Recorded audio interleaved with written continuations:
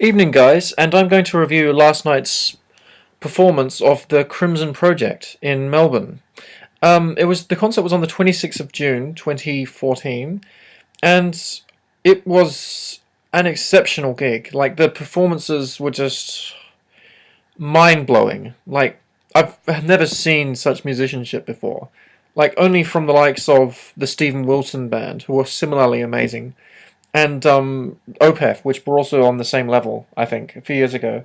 I haven't been to that many prog gigs, but man, the prog gigs are the best. Like, there's such an intimate relationship between performer and audience. Like, they're clearly having a lot of fun on stage, and they drag you into the fun as well. Um, the Crimson Project is an amalgamation of two spin-off bands from the legendary founders of prog rock, King Crimson. The band is it comprises Stickmen, which is a combination of Tony Levin, the virtuoso bassist and pioneer of the Chapman stick, like an upright stick-shaped bass, and Pat Mestoletto on percussion and drums, and Marcus Reuter on the touch guitar instrument.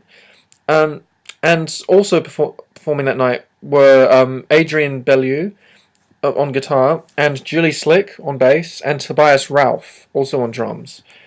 Those three comprised the Adrian Bellew power trio, and so we got a short improvisational set from Stickmen, followed by some performances from the Adrian Bellew trio, and the forces joined together and comprised the Crimson Project, and the configuration changes a bit throughout the show, throughout the duration of the concert, and we see sets from Stickmen's career and tracks from Adrian Bellew's albums, such as E, some tracks from that, and they play a lot of Crimson as well, including a lot of stuff from the Discipline era of the band, and some from Frack era. Mastoletto and Levin and Bellew joined the band later on. So Bellew and Levin joined in the 84, 83 lineup for Discipline, and Mastoletto joined much later in the 90s for the Frack album, and remained with the band since. King Crimson recently have reorganized. They've reconvened with a new lineup, and unfortunately Bellew's not in it anymore.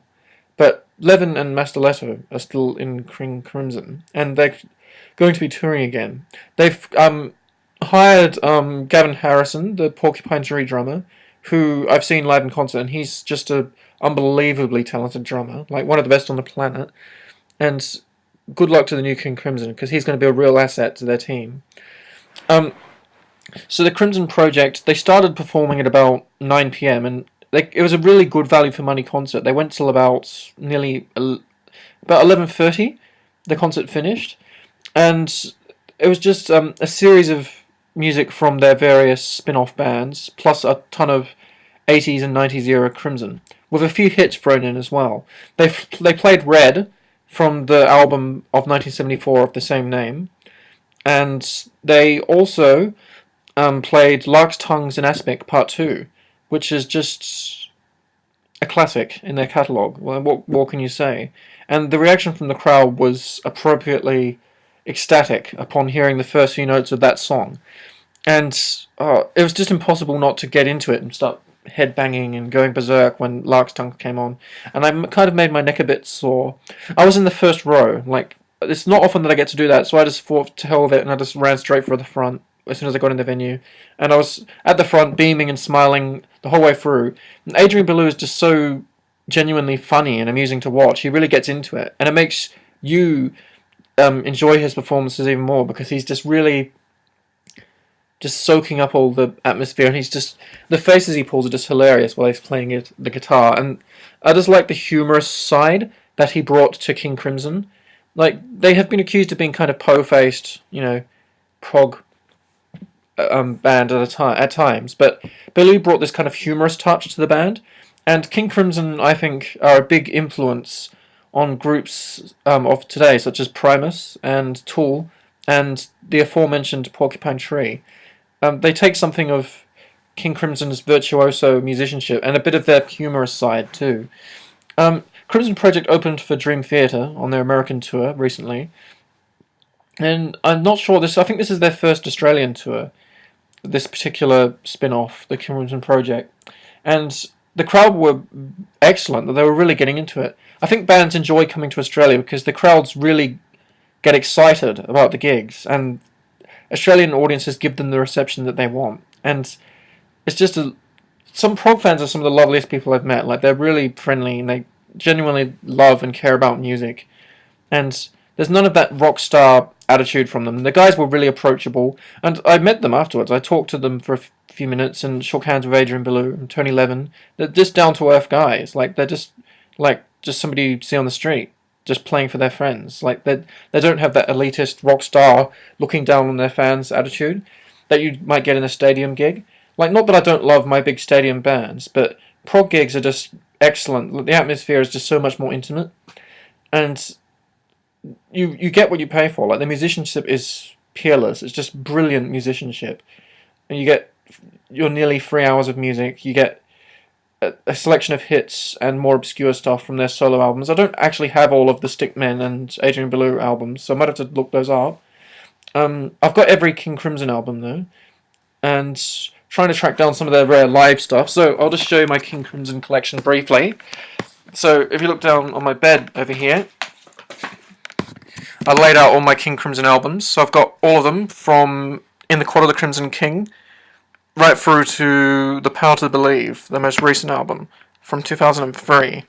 So I've got all studio albums, and I've got the live album USA, and I've got 2 copies of Crimson King actually, both the standard edition and the 5.1 remix by Stephen Wilson. Anything that was mixed by Stephen Wilson is worth owning. Like, he's a genius. What can I say? The guy's a brilliant musician, and he mixed King Crimson's catalogue and also those of Yes, and first couple of ELP albums he mixed before he decided he didn't want to go any further, because he wasn't a big ELP fan, so he only produced their first few, remixed their first few albums. He's going to be coming out with some more XTC remasters. English Settlement, I think, Drums and Wires, Jethro Tull. So I haven't got all of the remaster series of King Crimson by Stephen Wilson, but I have got quite a few of them, and they're recommended. You get lots of bonus tracks and stuff. So although this gig wasn't specifically King Crimson, it counts for me. Like, I had 3 members that have been in King Crimson, so I essentially saw a lineup of King Crimson. I think, like, it counts. Okay. I made some great new gig buddies at this gig, who I might see at some other gigs in the future.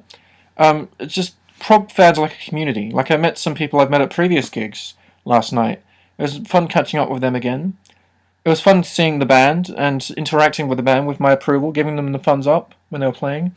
And it was good to meet them afterwards and shake their hand, tell them they did a good job. And I asked them to come down to Australia again soon. They said they'd love to.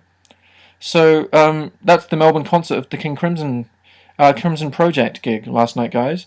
Those in Sydney, enjoy the upcoming show.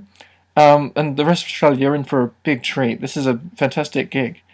This is Adam Walton signing out. I'll have some more concert reviews up for you soon. I'm seeing Anathema in August, and that should be excellent. I'll have some more movie reviews hopefully soon as well, and some literature, and maybe some more of my original work, my poetry readings. Have a good night, everyone.